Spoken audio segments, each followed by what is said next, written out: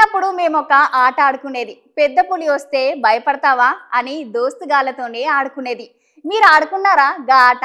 నాకైతే పులి ఆట అన్న సుత దోస్తులతో ఏడ ఓడిపోతానో అని మస్తు భయం వేసేదుల్లా. గాని ఇక్కడ ఓ పిల్లగాడు చూడుండ్రి, పులి లేదు గిల్లి లేదు అన్నట్టు ఎంత నిమ్మలంగా ఉన్నాడో.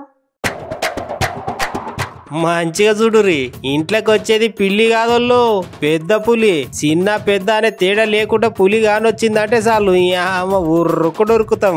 మరి గట్లాంటిది ఈ పిల్లాడు చూసిర్రా ఎంత తెలివిగల పని చేసిండో. ఇది మహారాష్ట్ర రాష్ట్రంలో మాలేగావ్లో జరిగింది. ఈ చిన్న పిల్లాడు ఇట్లా అమ్మ నాయనలు బయటకు పోయిర్రని ఇట్లా తలుపుల దగ్గర కూర్చొని ఫోన్లో ఆటలు ఆడుకుంటూ కూర్చున్నాడంట. ఉన్నట్టుండి చిన్నగా ఇగో ఇంట్లోకి పెద్ద పులి వచ్చింది.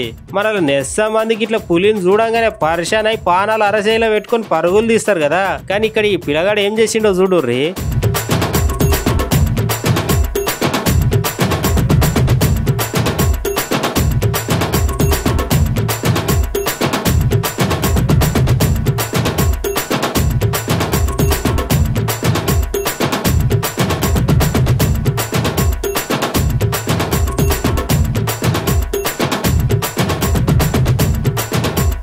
చూసిర్రా, పిల్లగాడుగా పులిగా అయితే ఇంట్లోకి రాగానే నిమ్మలంగా బయటికి పోయి బయట నుండి తలుపులేసిండు.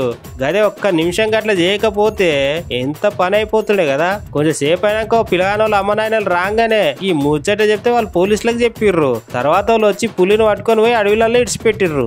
అందుకే అంటారు వాళ్ళ మన పెద్దలు ధైర్య సహజ లక్ష్మి అని. అంతే, ధైర్యం ఉన్నోళ్ళతోనే అన్ని ఉంటాయంట. అదే ఈ పిల్లగాడిగా పని చేయకుండా పులిని చూసి భయపడి గట్టిగా ఒర్లిండి అనుకో, ఎంత పని అయిపోయేదల్లా. ఒక సెకండ్ తలుచుకుంటేనే ఒళ్ళు జల్లుమంటున్నది కదా.